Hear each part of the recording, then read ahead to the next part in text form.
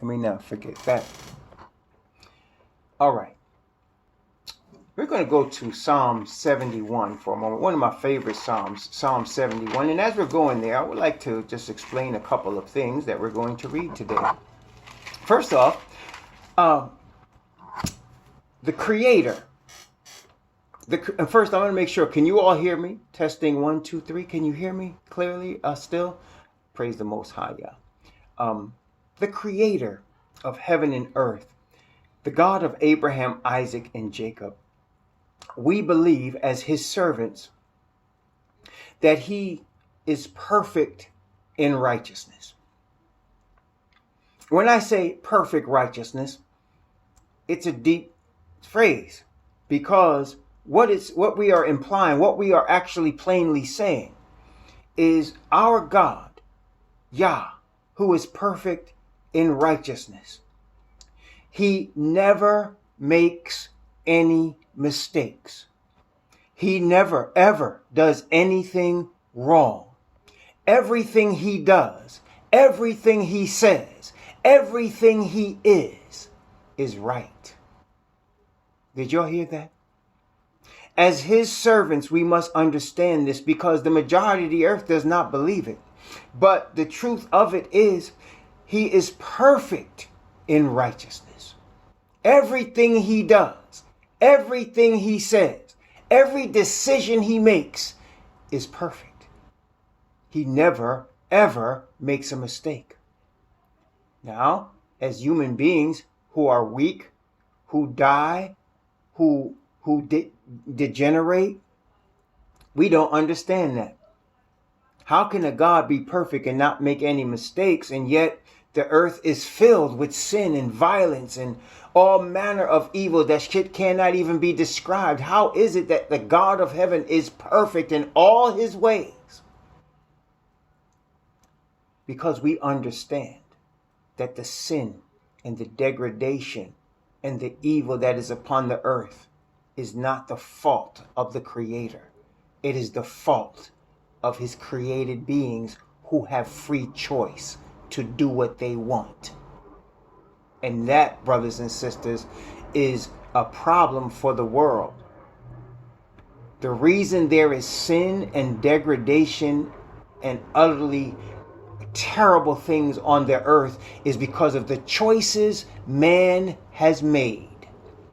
The Creator will never go against the choices of his intelligent beings that he has created. And so the Creator interceded on the earth in an attempt to find out who on the earth still wanted to be with him, who is perfect in righteousness, to find out who would use their free choice to be redeemed from all the darkness and degradation and ugliness that man allowed to come on the earth. Who will be the ones that will choose that? And in doing so, along the course of time, he picked a man, Abraham. He picked Abraham.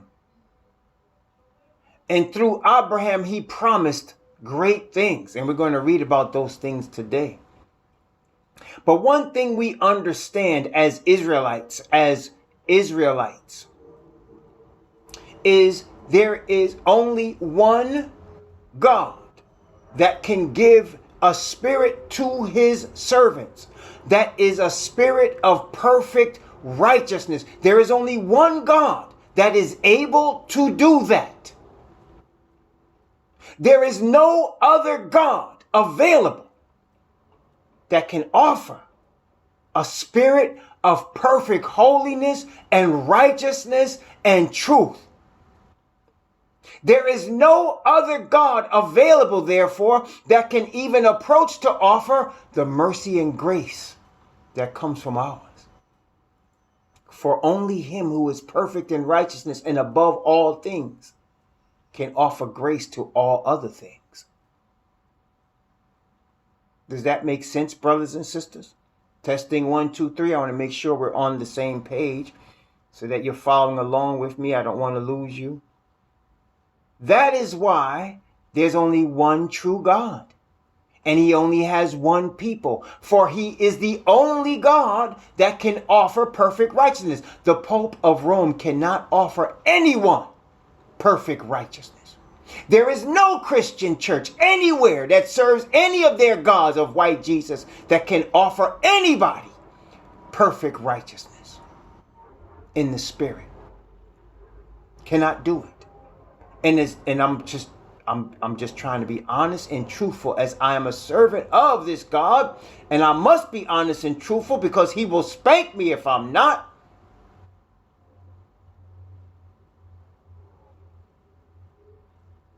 Since he is the only one that can offer truth and righteousness in the highest level, he has chosen one nation to do that.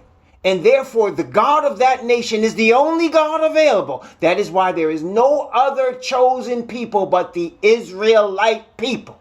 There's no other chosen people, because it is only their God that can offer the world perfect righteousness. Nobody else can do it. And why is that important?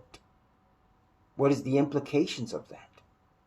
Brothers and sisters, it is important because the Creator made our Father, the Father of the entire human race. He made Adam perfect in righteousness. He did not make Adam imperfect. He made Adam complete in symmetry of spirit and body and mind. He made Adam complete in all things and gave him dominion over this whole entire planet. And the planet was perfect. No animals were killing each other. There was no sin. There was no violence on the earth. None. And he gave this whole thing to this man, our father, Adam, that he made with his own hands, and breathed the life of power of spirit. See, it wasn't just breath, brothers and sisters. When he breathed into Adam, he breathed from his own mouth power of spirit into Adam, who was made in his own image. Adam also had a free choice. He can do whatever he wanted to do with that power. See, the Most High doesn't force you to serve him. He's not like that. He gave Adam this power when Adam also had the freedom to choose what to do with that power. He can choose whatever he wanted. See, that's what people don't understand. He gave Adam and Eve, for example, we talked about this before, the power to procreate, to make babies. They can do with that power anything they wanted. And if their children decide to try to make babies with animals, their children can do that because the power was given to them to do as they want. That's freedom of choice in the real sense. See, freedom of choice has a two-edged sword. You could use your choice for good, or you could use your choice for evil. It's your choice. It's given to you.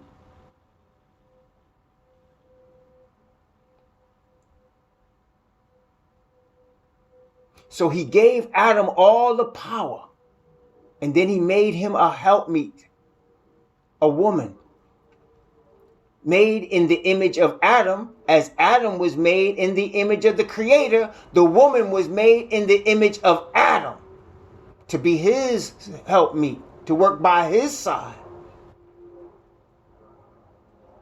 And Adam chose to go against the command of his Creator. He chose to go against his nature of righteousness. He chose to allow the enemy of righteousness to take over his dominion. And that's why we're in the situation that we are in right now. Don't ever, as an Israelite, let the heathen blame their God. Let them point to the sky and shake their fist at their God. But we know this situation exists on the earth today. The degradation exists because of the choices our fathers made. We know this.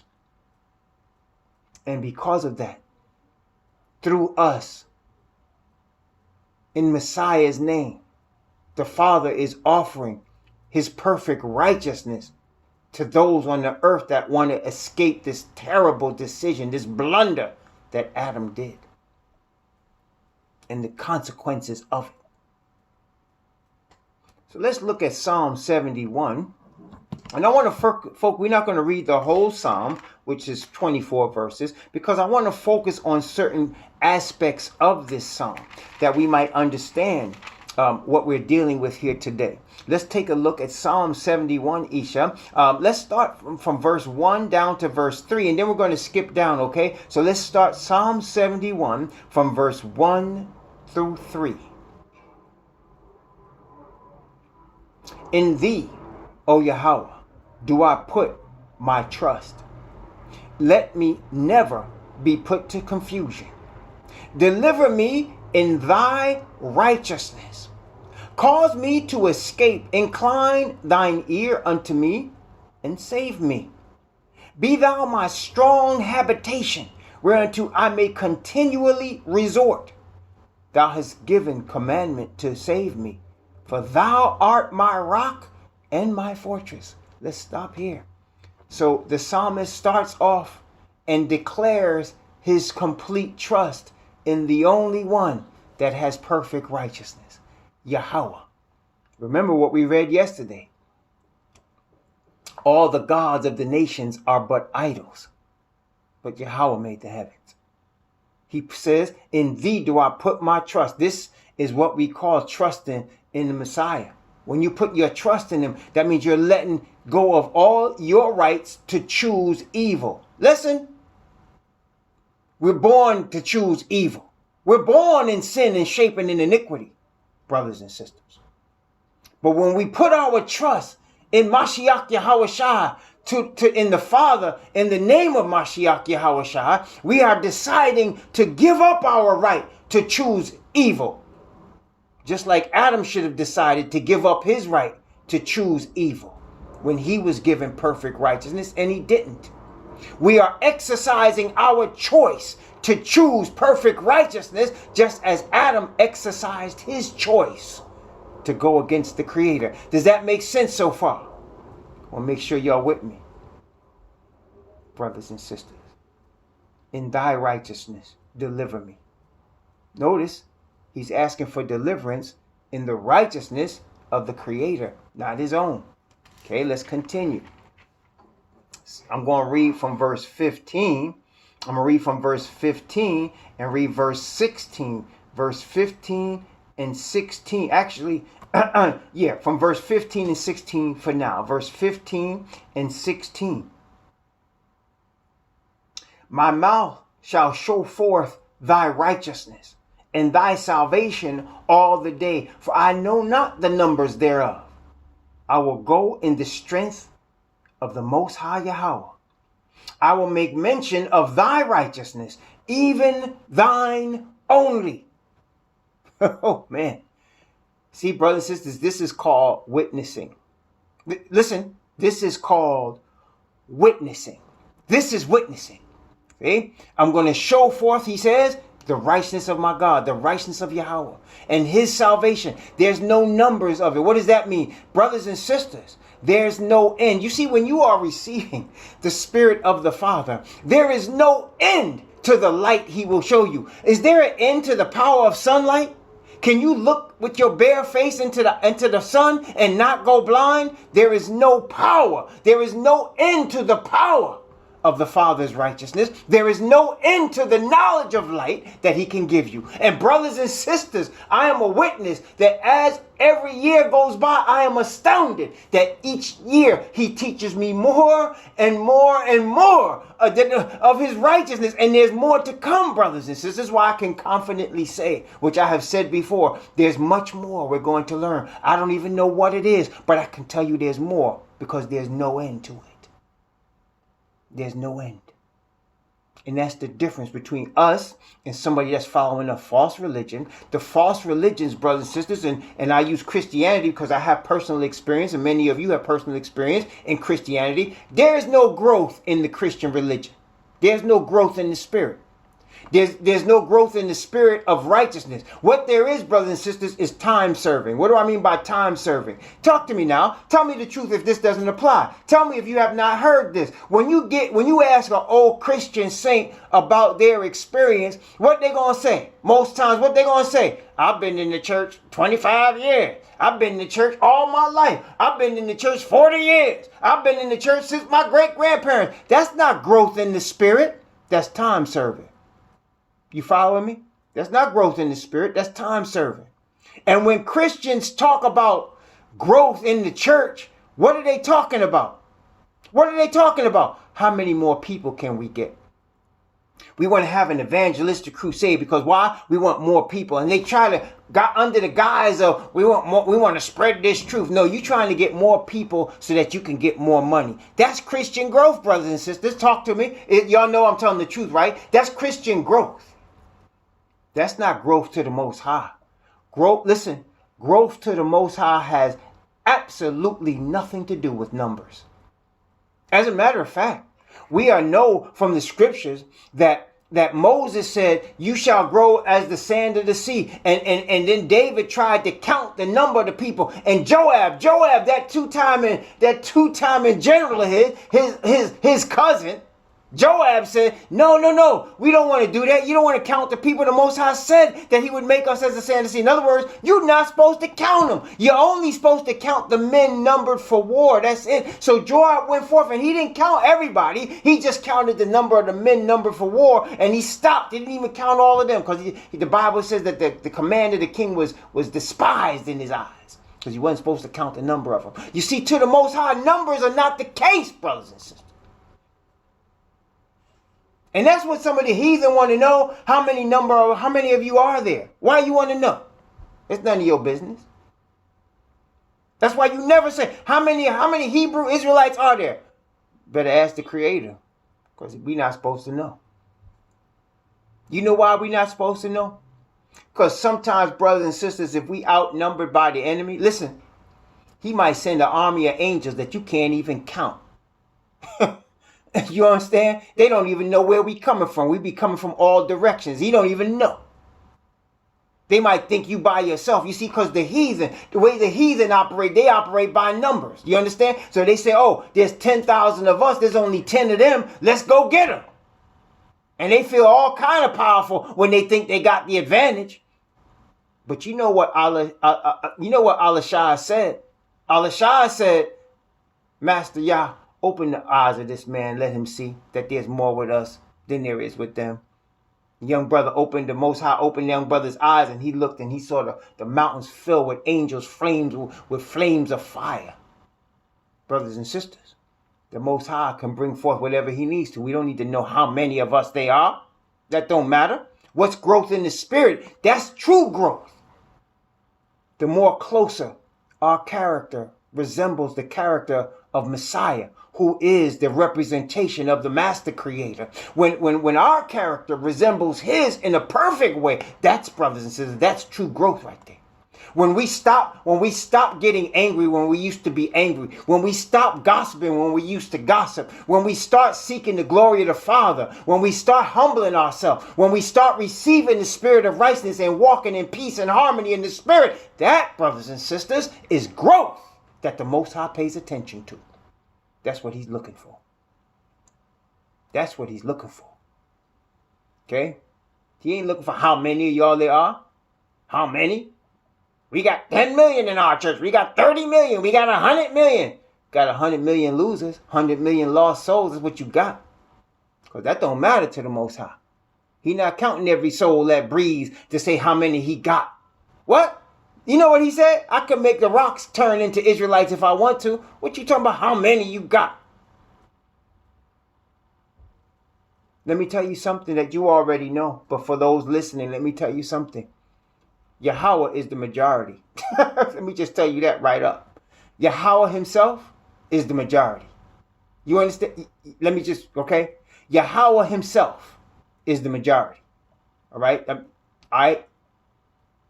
We understand that as Israelites. Yahweh himself. It don't need Yahweh with anybody else. Yahweh himself is the majority. Okay? All other numbers come from him. He's the majority. And if you with him, you already in the majority. I don't care how many physical numbers are against us. That's why, brothers and sisters, that's why we need to understand this. That's why, as Israelites, he has us by ourselves often. He has us by ourselves because we need to understand this. You don't need a denominational building with a bunch of people in it, with a wooden cross in it. You don't need that. You don't need somebody called pastor to lead you. You got the majority already when you got Yahweh. He's trying to teach us that. And you got his righteousness. You got everything you need. You got everything you need right there because he, Yahweh, is the majority. And the spirit is more powerful than the flesh. The war that's going on in the spirit is much more. It's much more powerful than what's going on in the flesh. All you're seeing in the flesh is an outgrowth of what's happening in the spirit. And that's true all around. As you're receiving the spirit of righteousness from your Father, the outgrowth is made manifest in what you do in the flesh. We're going to talk more about that. Let's continue. Psalm 71.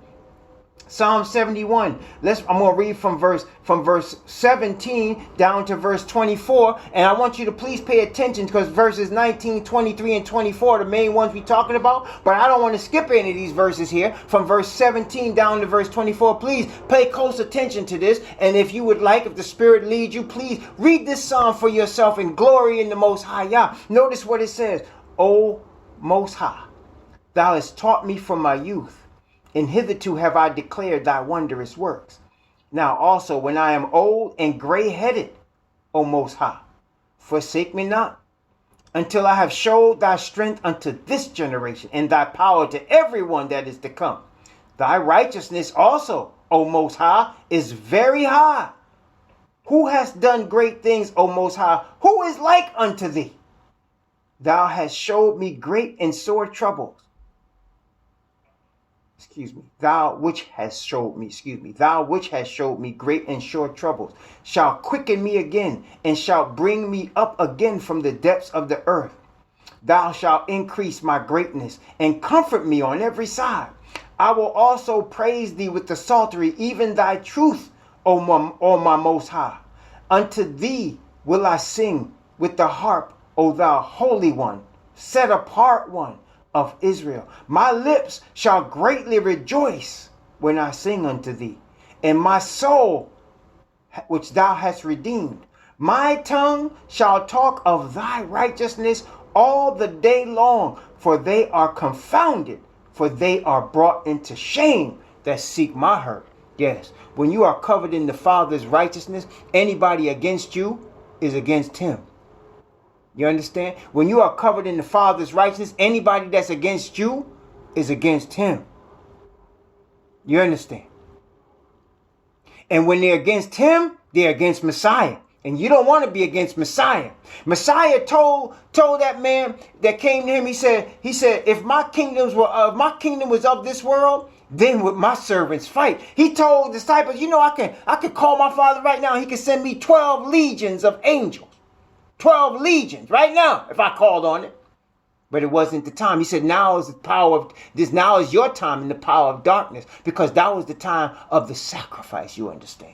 But when Messiah gets ready to come back, we saw it already, Jeremiah chapter 51. We saw it already, Revelation chapter 19. We saw it already, Ezekiel chapter 38 and 39. We have seen it already, Jeremiah chapter 30. Mark those ones and go read them, because we saw it already when he's ready to come this time. When he's ready to return this time. He's coming with the noise. He's coming with the noise. Why? Because when you offend his people, you offend him. And he's the majority. Praise the Most High Yah.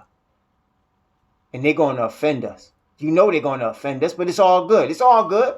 As long as we have the spirit of righteousness from the Father. Brothers and sisters, it's all good. And we are blessed. We are so blessed. We're going to go through some hell. I'm not going to lie to you. We got some rough times ahead of us, brothers and sisters. We got very rough times. Rough times that this world has never seen. We got ahead of us. But remember, the Father's the majority. And when he put his spirit of righteousness on you, you're going to blow people away with the spirit. Just being in your presence of the Father's spirit is going to blow people away. And many people are going to come to you. He's going to have people cross your path. And it's no accident when souls cross your path from wherever on this earth they come from. Don't make a judgment. When they cross your path, the Father brought them to you. I've had lesbians cross my path and gay men. I've had people cross my path from places I would have never talked to them. I've had people cross my path and I had come to the understanding the Most High is bringing them from all these different walks of life because the spirit of righteousness is placed upon me and he wants them to feel it. He wants them to experience it. He is calling them, though they don't even realize it. Don't despise whoever has crossed your path. From wherever they come from. There's a reason. Nothing happens coincidentally with the righteous Father. Nothing happens by accident. He is perfect in all his knowledge and perfect in all his ways. As the stars circle the universe, their movements have been preordained from before they existed by the Father. He knows exactly where everything's going to be at the exact time when they're going to be, brothers and sisters. He is Alpha and Omega. From when you didn't even think about something, he already knew its existence, you understand? So when somebody cross your path, don't question it. They cross your path because you have received the spirit of righteousness from the Father as an Israelite. And he wants that person to be experiencing that righteousness. Sometimes there's not much you need to say. Sometimes you just need to be in that person's presence. Sometimes you're going to have a conversation and you don't even know. You don't even realize the power of the Spirit coming off you to that person, speaking words that they don't even understand. You see, most people didn't understand. On the day of Pentecost, brothers and sisters, the brothers that were speaking from Solomon's porch that day were speaking Hebrew. They were speaking Hebrew. That was their language, you understand. But everybody that heard them heard the languages that they needed to hear. That's what most people don't understand when you think about speaking in tongue. You understand, brothers and sisters? They were speaking in, there was only 11 of them or 12. They had picked a man. There was only 12 of them on the porch speaking. But there were many more than 12 listening. And all of them heard their own language. That's how it went down. And brothers and sisters, many times you will bear witness that you're speaking something and somebody come to you later and say, you remember when you said this to me? And you don't remember because this is not what you thought you said. It's what they heard. Why? Because the Spirit of the Father gave them what they needed to hear. So don't despise. You're going to have people cross your path. You don't even know where they're coming from. You don't even know who they are. Sometimes they're in your family. Sometimes they're not in your family. But always be prepared. Always be prepared. Always surrender yourself to the Spirit of the Father. Always ask him to do always those things that please him, that you might be a vessel of light for him in this dark, dank world in which we live. You see, brothers and sisters, I was talking to my son the other day, and we were talking about a certain political thing. And we were talking about student loans. And I was like, well, if they can get rid of student loans, I'm happy.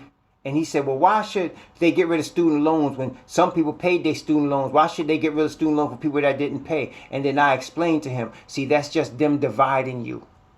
We're all in the same boat. We're all poor. We're all struggling. Don't let them divide you and say just because somebody paid off their student loans, somebody else shouldn't get theirs paid off. That's the wrong way of thinking. And it's what I'm saying to y'all now. Brothers and sisters, ask the Father. All of us in the same boat. All of us in sin.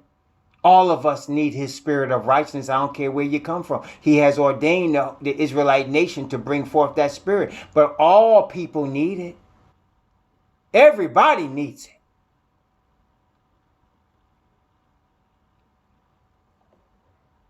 Now, as we're going to look in the epistle in chapter 4, before we do, we're going to talk about Abraham, because Abraham is the subject of chapter 4, the fourth division of the epistle of Romans. Abraham is the subject, or at least part of the subject, in talking about justification by righteousness. That's what we're talking about. See, the brothers and sisters, sometimes it's called justification by faith. in the Bible. Sometimes it's called righteousness by faith. But it's the same thing. So today, for the sake of conformity, for the sake of understanding, we are saying justification by righteousness. Because we are only made clear of our guilt by the Father's righteousness. And the Father's righteousness is represented in the form of his Son, Messiah. It is represented through Messiah in the form of the Father's Spirit. Are you following me so far?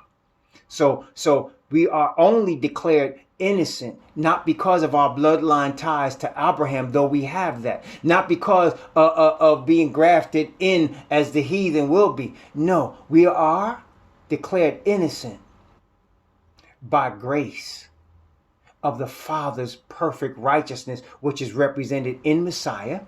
His righteousness is represented in Messiah, and his righteousness through Messiah is represented by his Spirit, which he gives to us.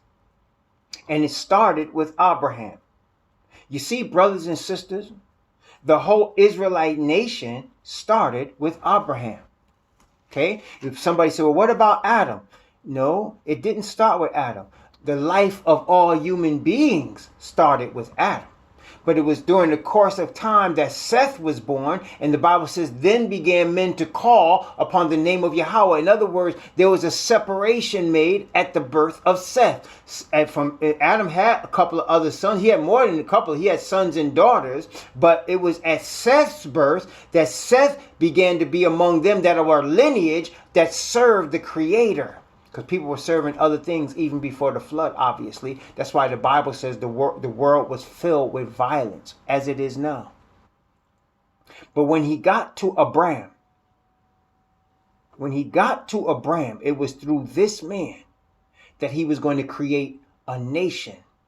And that nation was going to be an example of the power of his righteousness and grace to the earth. That nation would be the nation that he would give the most holiest things that he can give to the earth, the power of his righteous spirit and his written word. It was through this nation that he's going to teach the entire earth about who he is. And this nation was going to be started from this one man, Abraham, who later became Abraham. So let's start here, and then we'll go into the fourth division of Romans. First, let's start here in chapter 12 of Genesis. Genesis chapter 12, otherwise known as Barashith. Barashith, the 12th division of this book written by the Hebrew prophet Moses. Genesis chapter 12. And I'm going to read from verse 1 of Genesis chapter 12. From verse 1 down to verse 7. Genesis chapter 12 from verse 1 to verse 7. Thank you, Isha Shama. Notice what it says.